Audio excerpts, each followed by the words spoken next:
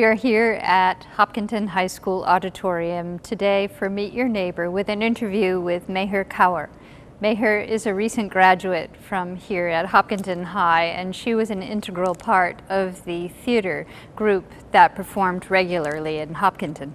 Today we're going to ask her a little bit about her experience with theater as well as other interesting parts of her life before she goes on to college in the fall.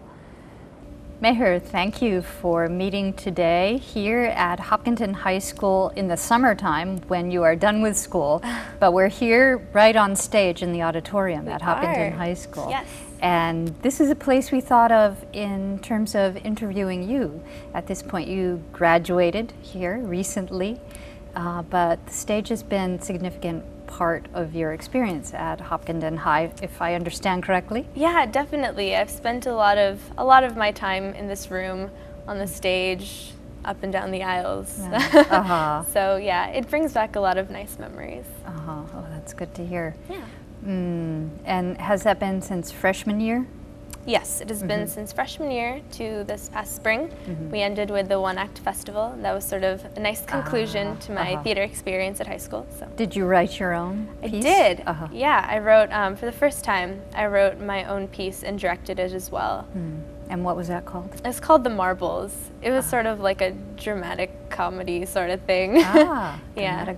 Dramedy, right? Dramedy. Yeah. How did that go? Writing it and directing it? And it was a bit challenging at first, just coming up with an idea and developing it. I actually did an independent study during my time at school, and I used what I wrote in that and developed it into a play, and I cast some of my friends in it. And directing was an interesting experience as well, especially when it's your friends, because it's different, but it's fun. I had a lot of fun. Yeah. What would you say one of the primary things you learned from directing as opposed to acting? Yeah, I learned how important time management is. The scheduling and all of you really have to pace yourself when you're directing a show, because when you're on the other end of it, you're sort of told what to do and like, this is what we're doing today, we're rehearsing these scenes. But when you're planning it, you have to think of it in your mind and think of how long it's going to take to do this much of the show and progress through it and refine it.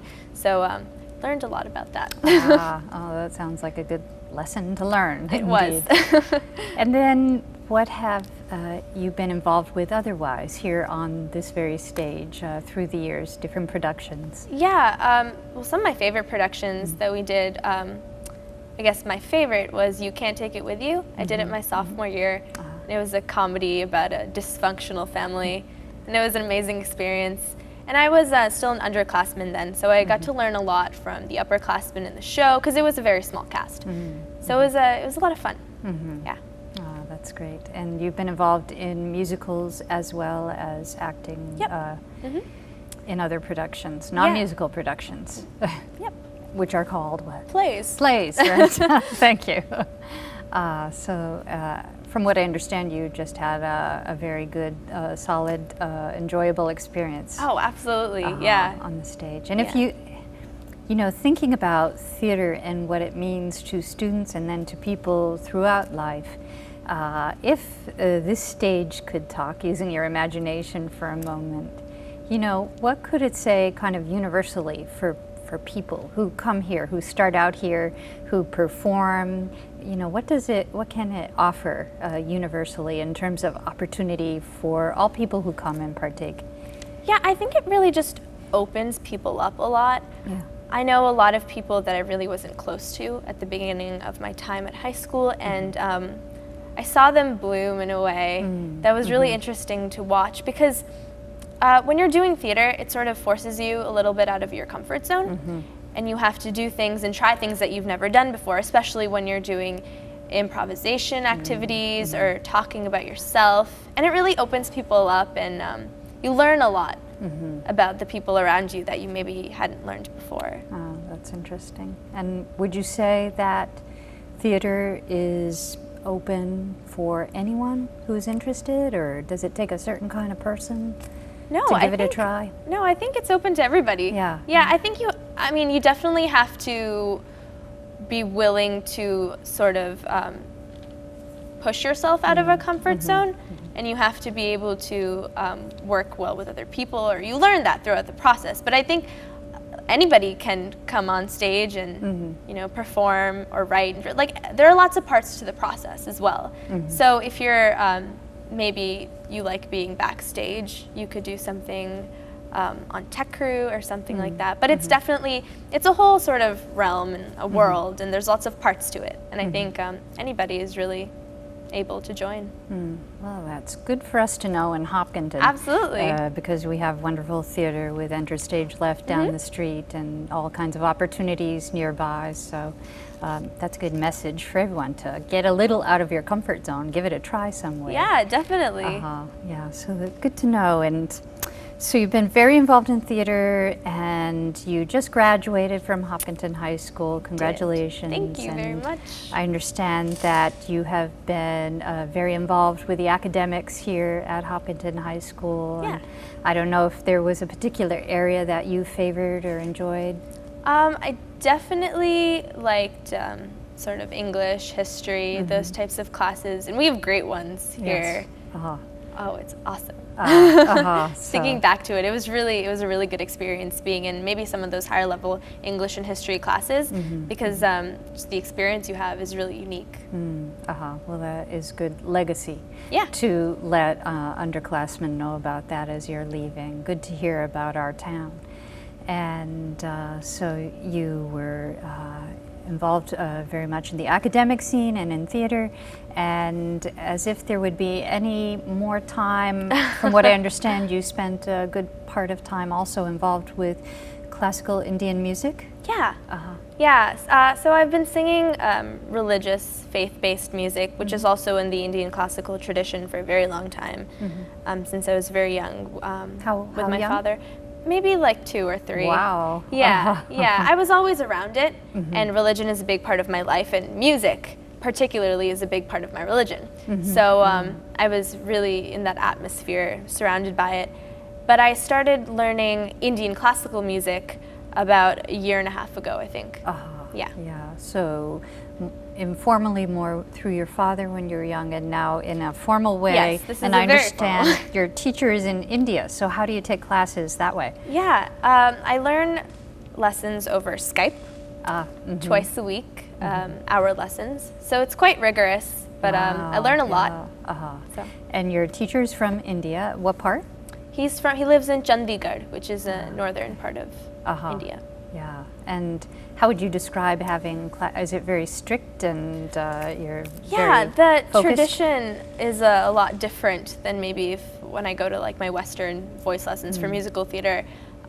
There's definitely a formula and a way to do things, and so I learned basic compositions, and then around that I learned the tradition of improvising with different note patterns and things like that, which is challenging sometimes, and you definitely have to work hard and focus to get it right. Wow. So it involves a lot of practice as well. So through the school year you would have 2 one-hour lessons per week and then practice at home? Yeah, I try to practice as much as possible. Sometimes it's difficult when there are exams and you're a senior. papers, and I'm a senior, or I was a senior in college stuff. So, but whenever I got time, definitely try to practice. Yeah, and I had asked you in advance if it would be possible to hear a sample of that kind of music. Sure, it would be a real treat to hear, and you said you could do it a cappella. Yeah, I think so, yeah. And the particular piece that you have selected, can you just say a few words about that before you sing it? So in Indian classical music, there's a tradition of ragas, which are different groups of notes that you use, note patterns. And so this one is called Bhimpalasi. And it's a composition that I just finished learning, so it's sort of fresh in my mind. Well, So that would be great to hear that. Yeah, so I can sing a little bit of All that. right. Avi ve na javi dolan, avi ve na javi dolan, ve main tud bin रहंदी बेकरार लाचार आवी वे ना जावी Dolan रब रब कर दी मैं मनता मन दी रब रब कर दी मैं मनता मन दी सावल मोड़ मुहारा आवे सावल मोड़ मुहारा आवे सगुन पिया कर प्यार आवी वे ना जावी डोलन. Wow, oh, that's beautiful. Thank you. Really transporting also, and feeling like maybe I'm over there with your teacher. And the words that you're singing, what is that, a story? Or? Yeah, sort of. It's about a woman who misses somebody that she loves. She's thinking about them and saying that I want to be with you. She's saying that I pray to God all the time that you'll come back and be with me. That's sort of what it's about. Oh, it's very, very lovely and feels deep in listening to it too. So thank you for sharing that. Thank you very much. I'm glad you're spending time with that because your talent of it, your gift of it is, remarkable what you're showing. Will you take that with you? I know you're going over to Smith College. Yes, I'm very excited. I was a little nervous at first because I wasn't sure how I would manage it into my schedule, but it turns out Smith has a wonderful music facility, and they have tons of practice rooms and things like that where I can do my class with my laptop. So, yeah. So you'll continue on with your studies over there in traditional classical music, and will you try other music there as well? Yeah, I definitely plan to. Hopefully I can get involved in some a cappella group or continue musical theater sort of style voice lessons as well. Yeah. Well, that sounds great, and best wishes with you there. What else do you hope to achieve going over to Smith College? It's over in Western Massachusetts. It is in Northampton. And it is a woman's college over there. And I heard I read some nice goals or thoughts in mind you had for going over there to study. Yeah. The nice thing about Smith is that because it's a liberal arts college, there are just so many different types of things to try. And I want to become more of a well-rounded person in different types of areas and just experience more and prepare myself for the world because I think Smith is a great place to do that. I'm very excited. Well, I think they'll be very fortunate to have you there as well. Thank you. And you bring a lot of talents with you, as well as the beautiful spirit of person that you are, from what I understand, around town. And in getting to know a little more about you as our neighbor before you leave us for Smith, in Hopkinton, you weren't always living here. You didn't start up growing here. No, I did not. I was born in New Jersey. It was when I was about 5, I moved to Andover for a year, and then I moved to Hopkinton. Okay, just a year in Andover. Just a year in Andover. A lot of time for Massachusetts here in Hopkinton. What would you say in your time a little bit later in your years that you have especially appreciated, especially now thinking you're leaving it as your home? What have you appreciated about living in Hopkinton? Well, one of the things that I really like is the community here. We're a nice small group of people, and it's just nice to see some familiar faces when I'm around town. It's very homey. So that's what I like about it. Where do you especially see familiar faces, would you say? Definitely like downtown when I'm walking around with my friends. Main Street there. Main Street, and there are all those nice little familiar restaurants and shops that you can like say by name and everybody knows what you're talking about. And that's really not the case in some places. So it's a nice place to grow up, I think. Well, that's good to hear, and hopefully you'll be coming back and sharing some of your talents and continue on. It sounds like you're very busy also. And how about for travel beyond the East Coast? Have you been beyond in the other places? I love traveling. That's one of the things that I love to do. I recently went to Istanbul in the spring. which is so cool. Yeah. There's so much history there and culture, and I'd love to explore more of that area in the future. What did you particularly like about it, being there? Just all the buildings and the wonderful, and we walk through the streets and there's all the Muslim prayers that are ringing through the air, and the bazaars. It's all such a different experience and a different culture, and it's so cool to see like that exists. Like sometimes you get so stuck in your little bubble and you don't realize that there's a whole world out there. So yeah, what would you say was one of your best moments being there? it was really funny when I walked through the bazaar. People, I guess, like realized that I was Indian, and so they'd like sing Bollywood songs and stuff to get our attention to come to their shops, and I thought that was really cute. So A marketing ploy. yeah, Bollywood. marketing ploy. They're very clever. And I understand you also traveled with the theater group here at the high school. Yeah, we went to Scotland. We went to Edinburgh last year. Edinburgh. To perform at the Fringe Festival, which was one of the most amazing experiences of my life. Can you just say briefly what Fringe Festival is about for those who don't know? So the Fringe Festival is a art, music, theater festival that runs during the month of August in Edinburgh. And I believe it was started after the Second World War. People just needed, I guess, more light in their lives and something merry to do. So they started the festival.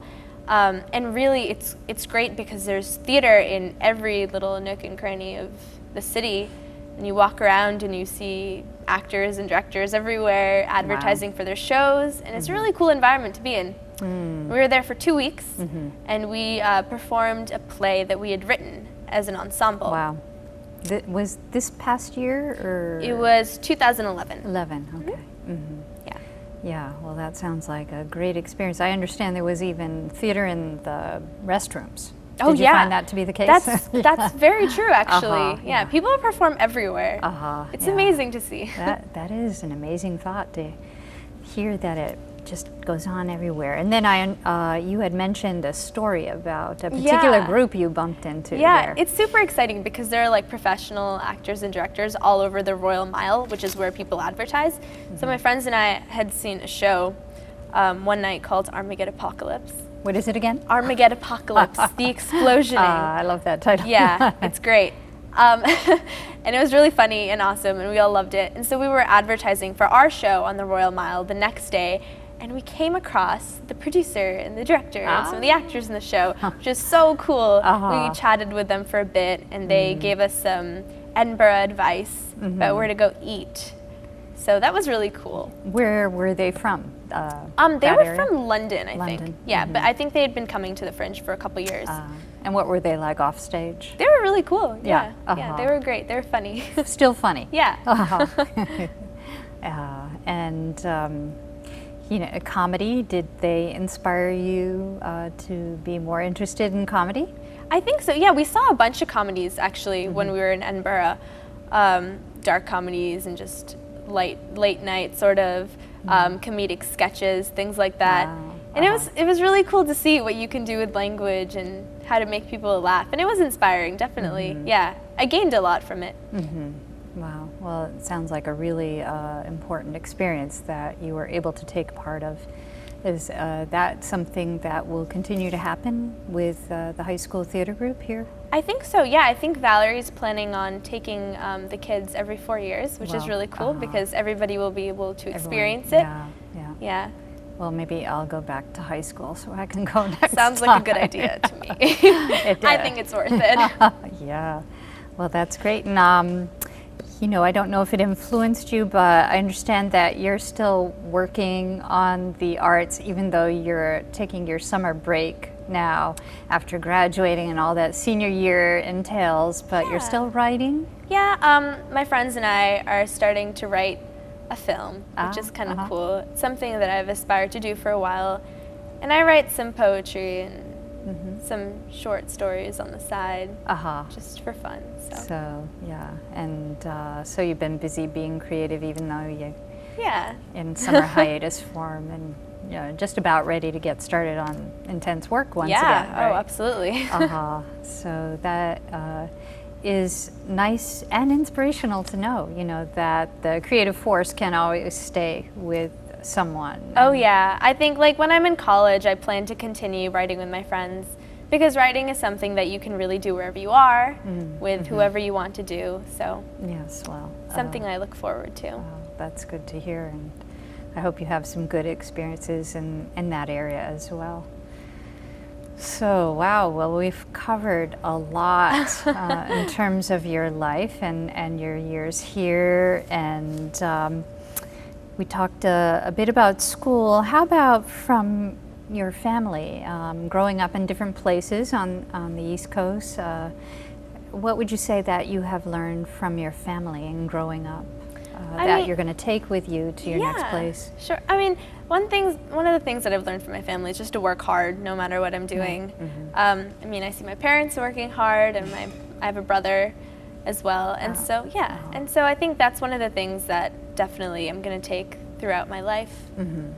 So that inspired you in that way. And from also, I wondered if there were any other hobbies or talents, things you do in your time otherwise that you... One of the things that I'm involved in, or I have been involved in for the past couple years, is I volunteer with an agency called the Refugee Immigration Ministry. Ah, okay. Service is important to me, so I was really excited when I learned about it. What it does is, it's based in Malden, Massachusetts, and it brings in refugees from all over the world. Right now, particularly, they're coming in from Iraq and Afghanistan, and they bring them in and they settle them in various areas of Massachusetts. So they have clusters of faith groups that come together to provide resources for them to settle and start their new lives. Wow. So is this just men or families? It's families. I mean, whoever needs help, really. We actually just got a couple from Afghanistan, I'm pretty sure, and so they're here, and we settled them in Worcester, which is really exciting. Wow. So you work directly with the people in this type of volunteer work? Yeah, that's what's so great about it, because you really see who you're helping and what you're doing, and it's very direct, and it makes you feel good, and you make them feel good, so it's a good experience. Oh yeah, it sounds very important, and community-minded, and making the world a smaller place. Can you describe, maybe in a minute or so, a key point in this kind of work or experience with one particular person or a family that you think of? Yeah. Why this work was meaningful? Well, our cluster is very recent. It just started a year or so ago. And so we've had a couple of refugees, and before that we had a woman. And the couple that just came in a few weeks ago, we just helped them move in, their stuff and their furniture. And after we moved in, we all sort of just sat in their apartment for a while and just like silent, just like thought. It was so nice, because we'd been working on finding them an apartment for a while. So it was a nice accomplishment. It was a good feeling. So. Wow, yeah, that is really something. That's impressive. And it's, thank you for doing that kind of work. And do you see yourself doing that kind of work in the future, or something else you've been thinking of in terms of service? Yeah, I definitely want to continue with this agency, because it would be good to bring it to another part of Massachusetts and establish it there, and create a community of people that would be interested in it. But service is just really important to me in general, so wherever I go, hopefully I'll be able to find opportunities like this. Well, that's a great thing to hear, that we need to hear more of and learn from also. So best wishes with you for that. Thank you. And thinking about your future, is there a wish that you have for yourself first in moving on to whatever is next? I mean, one of the things that I want to do is just give back in some way to my community, because I've gotten so much from it, resources, and it's been so inspirational. So whatever I'm doing, whether it's acting or writing or whatever, I really hope to give back somehow. Well, that is a beautiful goal to have. And how about for the world? You know, being of the graduating generation, is there anything that you think of really important for the future of our world, what you'd like to see happen? Yeah, I mean, I think we just all need to work together a little bit more and strive for that peace you know, Yeah. just making it a better place, I guess. Well, I can't think of a better ending for this interview. And that's just beautifully said as well as the beautiful song that you had to share and the work that you've done in our world in so short a time. So thank you so much today, Mehr, for this interview. And I wish you a good rest of summer and onward to where you go beyond at Smith. Thank you very much. Yeah, thank you.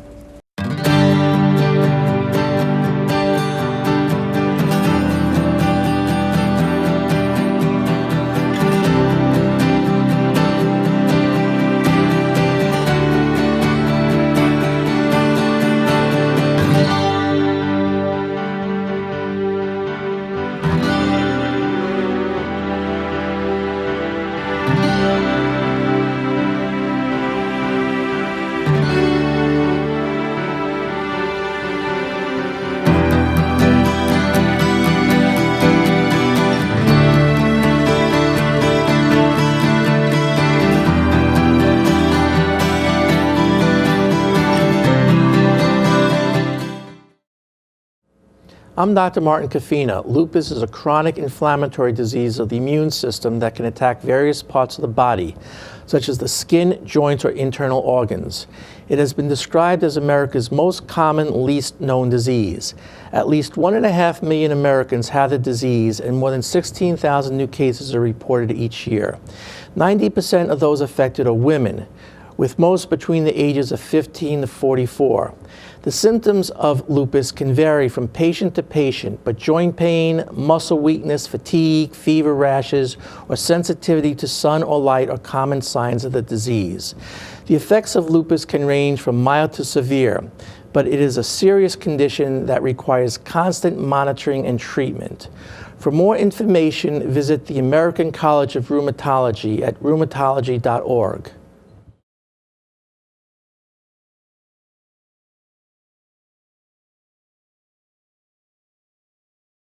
Hello, welcome to HCAM Insights. Did you know that Hopkinton's television station is always looking for news, tips, and story ideas? Our newscast airs Mondays, Wednesdays, and Fridays at 6 and 10 p.m. And we need your heads up on what we should be covering for our viewers. Email us at news@hcam.tv or call us at 508-435-7887. Be an HCAM News Hound today and see your name in the credits of HCAM News. Hi, I'm Christine Maselli. Join me for the next episode of Absolutely Yoga, only on HCAM TV.